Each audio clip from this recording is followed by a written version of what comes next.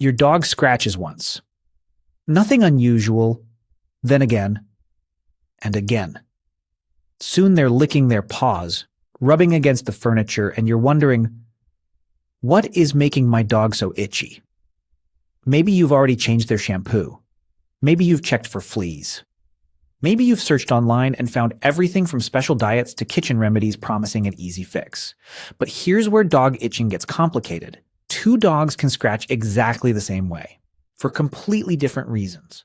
One could be reacting to parasites. Another could have an allergy. Another could be dealing with a skin or ear problem and treating the wrong cause. That can leave you chasing the scratching while the real problem stays hidden. So today, instead of giving you another miracle remedy, we're going to follow the clues. Because before you try to stop the itch, you need to know what's causing it. Number 1. Start with the obvious suspects. Before changing your dog's food or reaching into the kitchen cabinet, start with one of the simplest possibilities: parasites. Fleas can cause intense itching, and some dogs react strongly to flea saliva, meaning even a small exposure can become a much bigger skin problem. Ticks are different. They attach to the skin and feed, and they're especially worth checking for after your dog has been through grass, brush, or wooded areas. So make checking your dog part of the routine.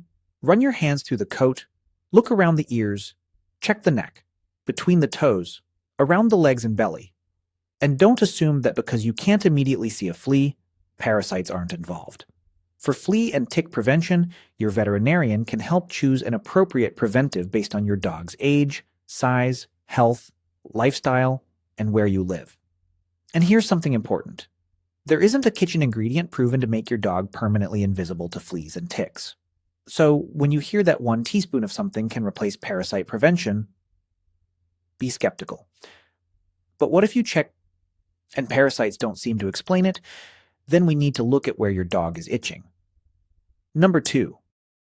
Where they itch can give you clues. Your dog's scratching pattern can sometimes point you in the right direction. Are they constantly licking their paws, rubbing their face, scratching their ears? Or is the itching happening across the whole body? Environmental allergens such as pollen, dust mites, or molds can contribute to itchy skin in some dogs. Food allergies are another possibility, but they're not something you can reliably identify just because your dog scratches after eating. And ears deserve special attention. Frequent scratching, head shaking, unusual odor, discharge, or redness can be signs that something is going on inside the ear. The key is not to diagnose your dog from one symptom. Instead, notice the pattern. Where, when, how often, and did anything recently change? Those details can make finding the cause much easier. And this brings us to something the internet gets half right. Sometimes soothing the skin can help, but soothing the itch and solving its cause are two very different things. Number 3, what about home remedies? Let's start with oatmeal. A properly prepared colloidal oatmeal bath can soothe itchy skin in some dogs and is used in veterinary skincare products. But think of oatmeal as supportive care. It may make irritated skin feel better. It doesn't tell you why the irritation happened. And then there's coconut oil. You'll see it recommended everywhere for itchy dogs. But natural doesn't automatically mean it's the right treatment for every skin problem. Putting products onto irritated or damaged skin without knowing what's causing the problem can sometimes complicate things, and licking large amounts of fatty products may upset some dogs' stomachs. Then we have apple cider vinegar. This one needs particular caution. Don't put vinegar onto raw, damaged, or irritated skin, and don't pour homemade mixtures into a dog's ears. If there's an ear problem, the eardrum and ear canal need to be evaluated before deciding what belongs inside. So rather than asking, "What's the best home remedy for itching?" ask, "What is causing my dog's itching?" That's the question that changes everything. Cause first. Number 4, that corn chip smell doesn't diagnose yeast. You've probably heard this one. If your dog's paws smell like corn chips, they have yeast. Not necessarily.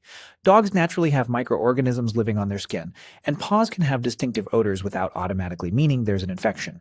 Yeast can become a problem when it overgrows, but smell alone isn't enough to diagnose it. Look for other changes: persistent licking, redness, skin changes, discomfort, changes around the ears or paws. And if you suspect an infection, that's when proper diagnosis matters. Because yeast, bacteria, parasites, and allergies can sometimes produce overlapping symptoms. Treating the wrong thing can mean the actual problem keeps going. So let's go to number 5. Could food be causing it? This is where things get confusing. Someone online says, remove chicken. Someone else says, remove grains. Someone else tells you kibble causes every skin problem. But chronic itching has many possible causes, and food allergy is only one of them. If food allergy is genuinely suspected, figuring it out usually takes more than swapping foods for a few days. Veterinarians may recommend a controlled elimination diet using carefully selected ingredients for a defined period, followed by further evaluation. Randomly removing ingredients can make the puzzle harder to solve. And what about adding yogurt, pumpkin, sardines, or other foods?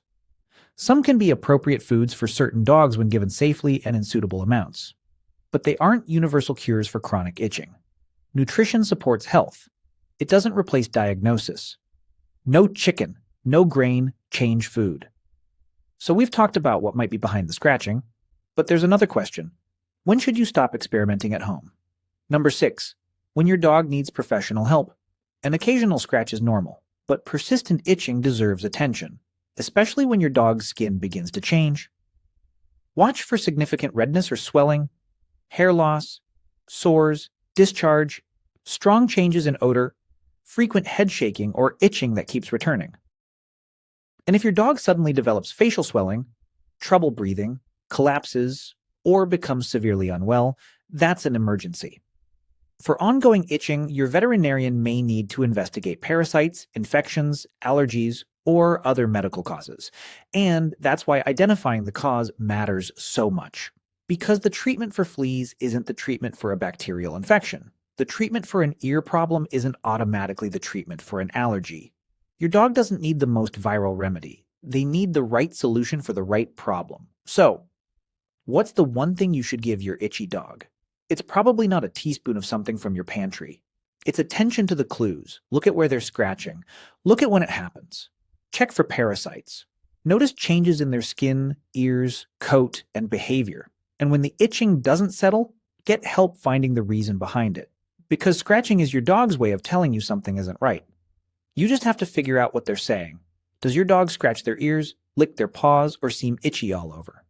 Tell us what you've noticed in the comments. And if Paws Cosmos helped you understand your dog a little better today, subscribe. Because there are a lot more dog mysteries for us to solve. Until next time, see you around the cosmos.